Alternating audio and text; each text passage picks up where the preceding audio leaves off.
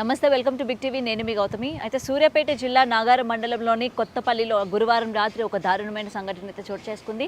ఇంతకీ అసలు ఏం జరిగింది ఏంటి అనేది మనం ఒకసారి వివరాల్లోకి కానీ వెళ్తే, ఈ కొత్తపల్లిలోని సోమయ్య అలాగే కుటుంబంతో కలిసి ఉండడం కూడా జరిగింది. అయితే రీసెంట్గా వ్యవసాయం కూడా ఆయన చేస్తూ ఉండేవాళ్ళు అనమాట.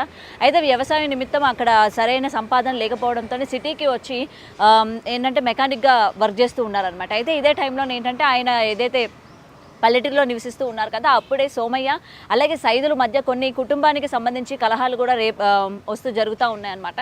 అయితే ఇదే టైంలోనే అసలు ఎందుకు ఇవన్నీ కూడా ఇక్కడ అని చెప్పి ఆయన కుటుంబంతో వెళ్ళడం జరిగింది. అండ్ అతని పాప కూడా ఉన్నట్టు తెలుస్తుంది. పాప పేరు పావని, 14 years అనమాట. అయితే తనకి హెల్త్ బాగాలేదు అన్న సిచ్యువేషన్, అంటే హెల్త్ బాగాలేని టైం వచ్చింది. అయితే హెల్త్ బాగాలేదు, అలాగే ఇక్కడ మెకానిక్గా వర్క్ చేస్తున్నప్పటికీ సరైన సంపాదన కూడా లేదు అని కూడా తెలుస్తోంది. అయితే ఎలాగైనా సరే మళ్ళీ మనం తిరిగి మన ఊరికే వెళ్ళిపోదాం, సొంత ఊరికే వెళ్ళిపోదాం అని చెప్పి మళ్ళీ వాళ్ళు కొత్తపల్లికి రావడం కూడా జరిగింది. అయితే ఇదే అదనుగా చూసాను గతంలోని సైదులకి అలాగే సోమయ్యకి మధ్యన జరిగిన ఒక ఘర్షణలు ఏవైతే జరిగినాయో అవన్నీ కూడా సైదులు మనసులో పెట్టుకోవడం కూడా జరిగింది. అయితే గురువారం రాత్రి ఏదైతే ఉందో ఇదే అదునుగా చూసుకొని ఆ కుటుంబం పైన సైదులు అలాగే మరికొంతమందితోని రాళ్ళు అలాగే కర్రలతోని దాడి చేయడం జరిగింది. అయితే ఇదే దాడిలోని సోమయ్య అలాగే అతని భార్యకి కూడా తీవ్ర గాయాలైనట్టు కూడా తెలుస్తోంది. అయితే వీళ్ళిద్దరి పైన ఇటు దాడులకి వస్తున్నప్పుడు ఆ పాప ఎవరైతే ఉన్నారో పావని తను చూసి వెంటనే నాన్న నాన్న అని అరవడం కూడా జరిగింది. అయితే అదే పరిస్థితిలోనే అసలు తల్లిదండ్రులకి ఏమైపోతుంది, వీళ్ళు ఇంతలాగా దాడి చేస్తున్నారు, అంటే అమ్మ నాన్న ఏమైనా చనిపోతారా లేకపోతే ఏంటి అన్న ఇట్లాంటి సిచ్యువేషన్లోని పాప గట్టిగా అరుస్తూ స్పృహ తప్పి పడిపోవడం కూడా జరిగింది. అండ్ అదే సిచ్యువేషన్లోని స్పాట్లో చనిపోవడం కూడా జరిగింది. సైదులు అలాగే తనతో పాటు వెంట వచ్చిన కొంతమంది కూడా ఇదే ఇన్సిడెంట్, పాప కుప్పగొల్లుపై చనిపోవడం చూసిన వెంటనే ఎటు వచ్చిన వాళ్ళు అటు పారిపోవడం కూడా జరిగింది. అయితే చుట్టుపక్కల వాళ్ళు ఇన్సిడెంట్ని చూసి వెంటనే పోలీసులకి ఫిర్యాదు కూడా చేశారు. సో పోలీసులకు ఫిర్యాదు చేసినప్పటికీ పోలీసులు వెంటనే అక్కడికి హుటాహుటిన వచ్చి అక్కడున్న ఎవరైతే దాడికి పాల్పడ్డారో వాళ్ళని అదుపులోకి తీసుకున్నట్లు కూడా తెలుస్తోంది.